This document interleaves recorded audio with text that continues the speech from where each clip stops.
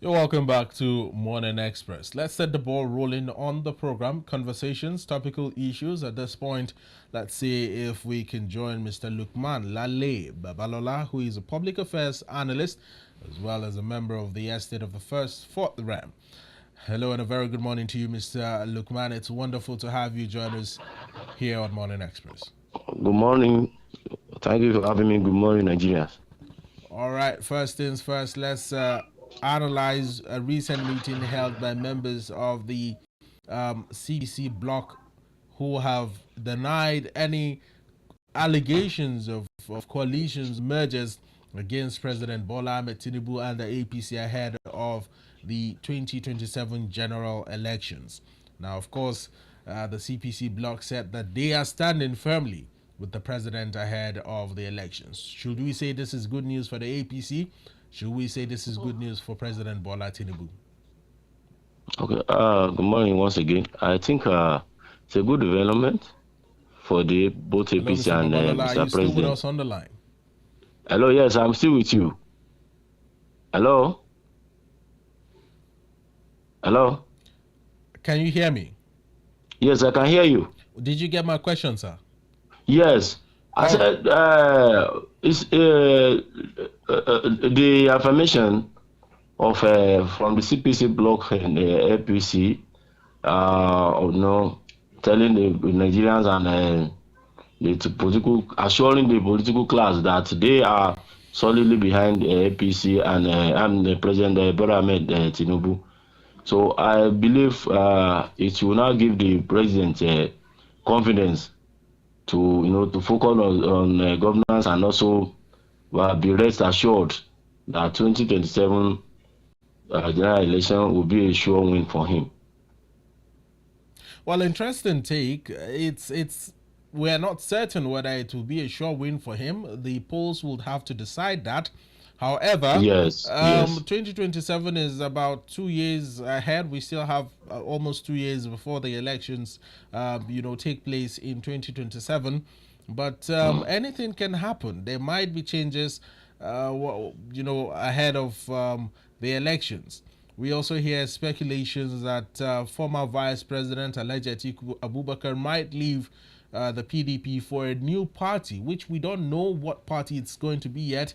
But do you think he might be able to rope in some members of the APC or other opposition parties into what he plans ahead of the general elections? The fact still remains that the CPC, that I can say is CPC bloc is more of a northern Nigerian party, so to say, in the sense that most of the bigwigs in the party are northerners.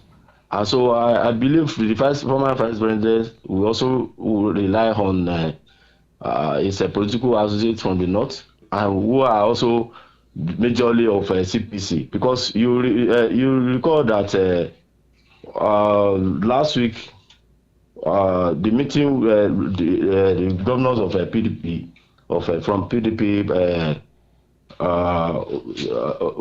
agree that they are not part of, they will not be part of any political merger with the coalition being formed by Vice President Atiku Abubakar and El-Rufai and Co. So, to me, APC will still have it. Well, the rumors of the move by the CPC gained momentum following the move of former Kaduna State Governor and former Minister of the FCT, Malam Nasir El-Rufai, from the APC to the SDP.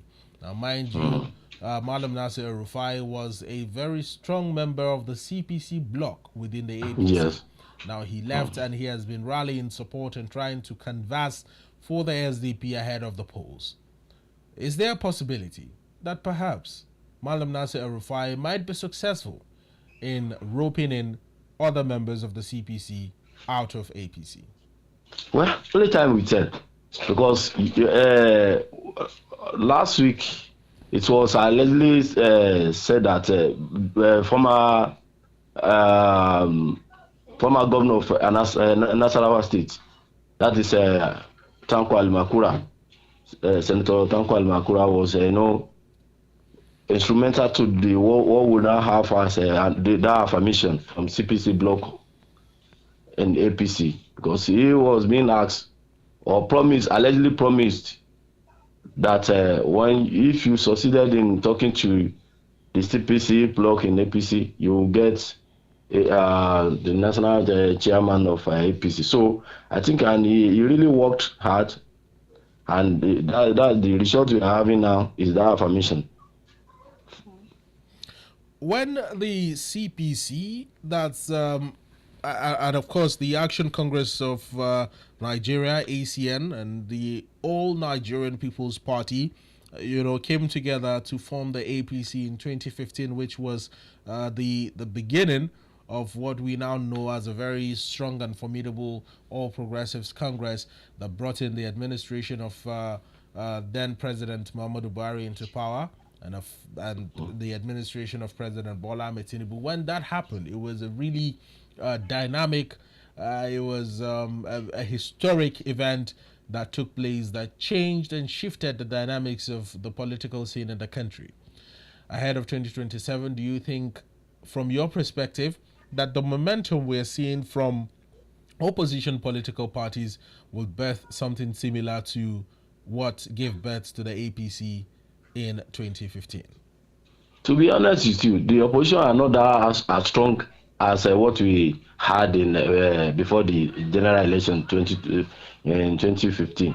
So to me, that may not be this story, might not be the same thing. So that is why the issue of coalition or merger from opposition party may not work, because the expectation then, or the sale of patriotism within the opposition was encouraging then. But now what we have now is more of a one political party system. Well, it appears to be a one political party system, but it is not a one political party system, because we have opposition parties who are vehemently and actively clamoring to unseat the APC-led administration in 2027. Yes, but when you look at what the governors from PDP said, that they will not be part of any coalition. Then secondly, one of them even endorsed Mr. President for 2027. So who are the opposition? Who was that, Mr. Babalola? The governor of, I think it was Akwa Ibom. No, I can't recall. But no, the Delta State governor. I'm trying to recall. Sorry, I can't remember. But one of the governors from the from the south. From the south. Yes, but I can't recall the name. Well, as far as we know, the administration of Pastor Moeno in Akwa Ibom State has in a number of occasions, showed solidarity to the administration of President Bola Tinubu, even though it's a PDP-led administration in the state, and of course we know what is happening at the federal level. Should we look at it at all of these indices from a positive point of view, where it appears that, in as much as President Bola Tinubu is having an APC-led administration, it still carries along other governors who might not necessarily be of the ruling party, and in his administration? Is this what the picture being painted looks like? Well, that was why I said the only time we tell, because politics is a game of numbers. From your observation, I'm not talking about the future now. I'm talking about what you have observed since the inception of this administration. Do you think it's an accommodating administration? To be honest with the president's administration, they are really working not on a political affiliation base. They work the of the democracy is being spread even across uh, political affiliation. So it's not really whether you are a PDP or APC. At least we've witnessed other states that are not being controlled by APC, and there's what we can call federal presence there. So, and that will give Mr. President the advantage over opposition. Well, I was when I mentioned that the Delta State Governor Sharif had pledged allegiance to the administration of President Bola Tinubu, you refuted that. However, a recent video surfaced of the governor telling his people that the way God gave President Bola Tinubu the seat of power at the presidency is the same way God had given him the seat of power as governor of Delta State. And if the president is succeeding, he will also succeed as governor. If the president is failing, it will also reflect on him. This is also coming off the back of recent allegations of a possible defection from the PDP to the APC by the governor. What do you make of this development? That is why I said that the opposition or political party, governors from opposition political parties, they are should I say that they are more of they are aligned with their party in the daytime, but when in the night they are more of a ruling party. So you can never believe that for now. Nobody can even say that we have a strong opposition party, so to say. So what we have now is more of a opposition party, ruling party. It's being mixed together, so to say. Interesting take, but ahead of 2027, what are your projections for the ruling party, and what are your projections for the instability currently rocking different opposition parties in the country? Yes, well, if the opposition can work harder, which and work on the division between them, both the like 2023 Labour Party, they really tried. Even Nigeria were expecting that they tried their best, though even they could not get the central government, but at least at the state level and some of these state assembly and national assembly, they got slots. Although unfortunately some of them are now cross carpeting again. So if they can work harder, definitely they will get it. But with the present situation in the political party, opposition parties, I don't think they can go far. So APC may still have it. Well, this is your own analysis and projection for the polls. Yes. Well, very interesting take, Mr. Babalola. Let's move on to yet another issue in the news, talking about a national census that has not, been held for the last 18 years. We recently got wind of information that the president has constituted a committee and has given them 3 weeks to get back to him with a report. This time around, the census will no longer be, the manual type of census that we all know, but it is going to be a digitalized, a more contemporary form of census. What do you make of this development? And do you share the same line of thought with other individuals who say that the census is long overdue? Well, why do we need the census in the first place? The last administration expended much on these billions of naira, at the end of the day, no result, and we still want to embark on the same project. So I think the government, the present government should ask the commission what they made use of that the billions of naira that were earmarked for the preparation of census and all, and Nigeria need to ask again, why do we need census? Because we continue saying it's yes, we want to have another census, but giving budgets, billions of naira for the preparation. At the end of the day, it will be suspended. The last time these billions were released for them to prepare for the census, nothing was done. but they claim that they spent the money on the preparation and training and all other things. So to me, we need to focus more on something that will be of beneficiaries to Nigerians, not this one that at the end of the day they will say yes, we don't need it again, let's suspend it another year. But the census is quite important, Mr. Babalola, given that it sort of helps with ensuring that the government understands and knows the population of its people, the different demographic, and sensitive information about the over 200 million Nigerians estimated as of now, and how budgetary allocations and all of that can be effectively put to use. Do you still think that it's not all that necessary? I mean, beyond the fact that the last administration had earmarked huge sums of money, billions of naira for it, and it didn't work out, does it mean that it should just be thrown out of the window? 18 years down the line, no fresh census has been done in the country. My dear brother, let me tell you something. In those days, when you give birth to a baby, you go to the population or you go to any government hospital, get the baby registered and have yours. So they should continue with that, probably digitalize it and let people have the record, so that the government can also have the record as per say that okay, yes, this somebody who is registered as maybe even when somebody dies. So you go to the hospital or this population commission, they have their offices across all the 774 local government. So we should continue with that.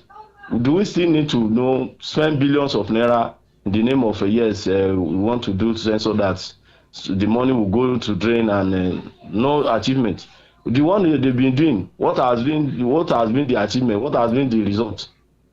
So we keep on, estimating that yes, we are 200, we are 120, we are this millions of in population. So let's continue with the way we were doing it before. Then use that billions of naira for something that will be of beneficiary to Nigerians, not the one that somebody will just come up with it and say, okay, let's do it. At the end of the day, the result will not be, the report of a thing will not be implemented. Let's take a look at the front page of the Guardian newspaper once again. I just want you to react to the figures there in just a moment before we move on to other matters.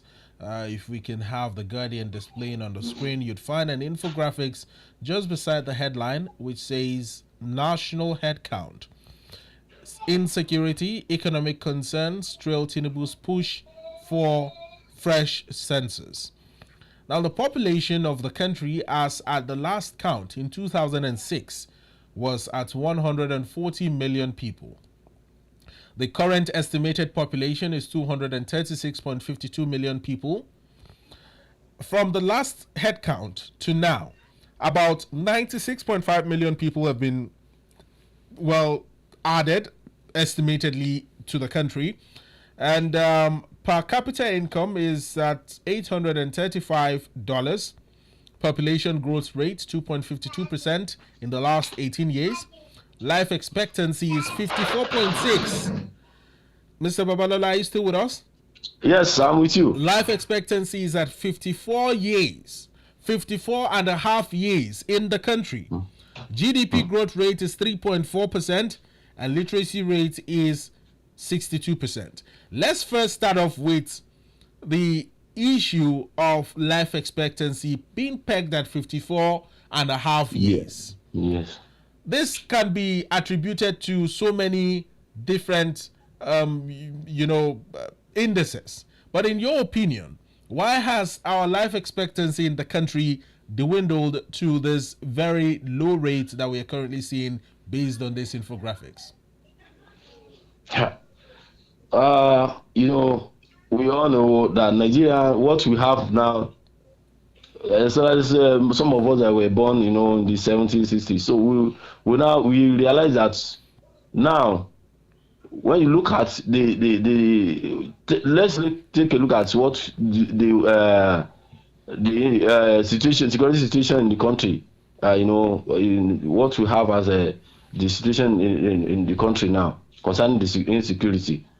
You understand me? So nobody even know what is going on now, because you can't, someone might wake up and know, get the attacks everywhere. Then the income coupled with what we spend on daily basis. So all these things, can result to some medical challenges that one will, start managing, and at the end of the day, when the money is not there to tackle it, it may, reduce someone's or it might get to a stage where the person will fall sick, and that may be the end of such a person. So to me, a lot of things, contributed to the reduction in life expectancy in Nigeria.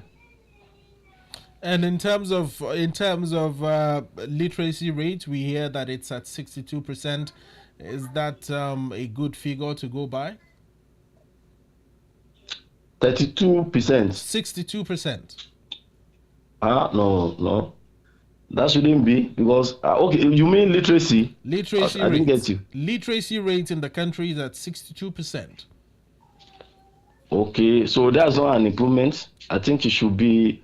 We should. No, well, it's good. I know it's because compared to what we had before, I believe there is improvement. So we need to get it better as a country, because now what we have now, in those days, the literacy was in kind of the state of literacy in those days, is lower than what we have now. Well, Mr. Babalola, it's been a wonderful analysis on the national head count and census. Let's move on to insecurity and security matters. The Sultan of Sokoto, Saad Abubakar III, has said that the federal government's condemnation of killings in the country is not enough, and that security operatives must take proactive measures to ensure that they forestall and also bring an immediate end to the security matters affecting especially parts of Plateau State, Benue State, and most states in the northwest, and particularly in Borno State, where we are seeing a resurgence of Boko Haram activities. What do you make of the security situation in the country, considering the fact that the National Security Advisor had boastfully said that security in the country had improved by 90%?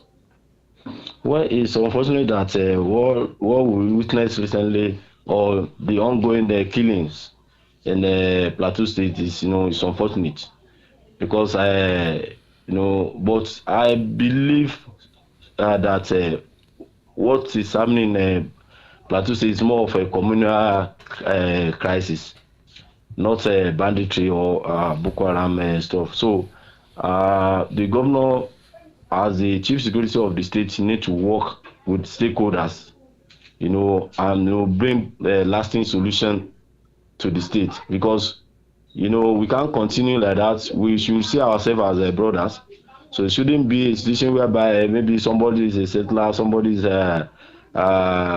indigenous. So those things should be kind of addressed to put a hand to this killing. For the Borno State issue going on there, that the reoccurring of that issue of Boko Haram, coming back and start doing what they know best. I believe we have the security architecture that can tackle them, that can tackle the situation.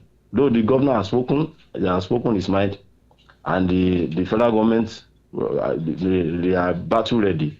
At least I cover the event, so I know that they have the capacity to tackle the menace. They have the capacity, but the question is, why are they not tackling the menace if they have the capacity to do so? The truth of the matter is this, these guys live within the community. So they immediately, that thing, when we were saying that yes, the insurgency is going down, at it's almost getting out of sight. So they regroup again and started their this. So both the security and the people in that state need to also work in with one voice, through intelligence gathering, telling, exposing those guys with, giving the information to relevant authority so that they can easily act when an incident happened or before it happened.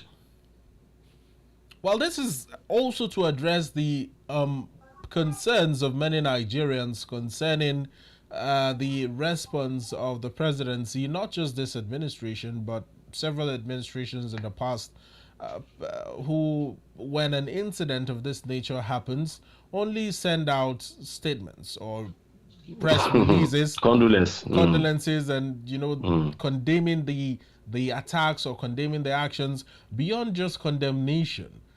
Nigerians are worried. Can't administrations, can't these leaders who are saddled with the responsibility, in fact, can't the president, who is the commander-in-chief of the armed forces of the Federal Republic of Nigeria, be decisive with actions or with marching orders to security agencies to quell in totality this insurgency that we are seeing, this banditry, these kidnappings, and these senseless killings that we continue to see in different parts of the country?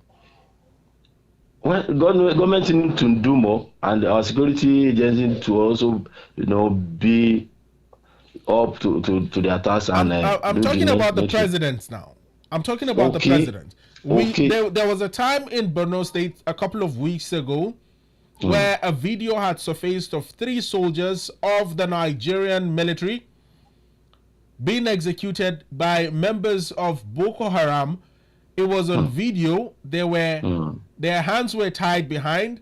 They were pushed to the ground. They had to kneel down, and they were shot dead, point blank, with AK-47 rifles in a video that went round the entire country and perhaps the entire world. And not a single statement has been released till date from either the presidency or the national security advisor or anybody with regards to this very shameful and devastating video that we saw. This is not just the first time. This is not just one incident. It has happened time and time again, yet we continue to get only radio silence from relevant authorities and from people who are saddled with the responsibility of protecting the lives and property of Nigerians. It is shameful. Don't you think so, Mr. Babalola? Yes, it's a sad development. It's not something that we should condone as a nation. So the Mr. President need to work as a commander-in-chief of the armed forces. He should give a marching order that this thing should be, as it declares state of emergency on some issue like rivers and other national issue. It should also declare state of emergency on the issue of insecurity in Nigeria, so that the member of armed forces, including police, will rise up and tackle this thing once and for all. Because this thing has been with us for a very long time, and it shouldn't be that way. We have the capacity. They should make sure that this thing goes off as soon as possible. We can't continue like this, losing our men who are supposed to, be our hero, to the non-state actors, because these guys are now well trained. That is, the Boko Haram and and their cohorts. They are now well trained like our army, our members of armed forces. So Nigeria government should do something as soon as possible. Give Mr. President to declare state of emergency and let these our security men do the needful. Beyond declaring state of emergency, Mr. Babalola, which we all know has been trailed with or by suspension, much like the case of River State, where the president declared a state of emergency and then suspended the governor. If the president is declaring a state of emergency on certain states that face or have critical security issues, Should it also come with a suspension, much like Rivers? Not really suspension. It happened during, I think, President Jonathan. Yeah. So not really suspension. It's a kind of, you let the governor know that yes, we are taking over the security architecture of this state. So for the peace to come back to the state. So they can do it without suspending. Mr. President can do it without suspending the executive governor of the state.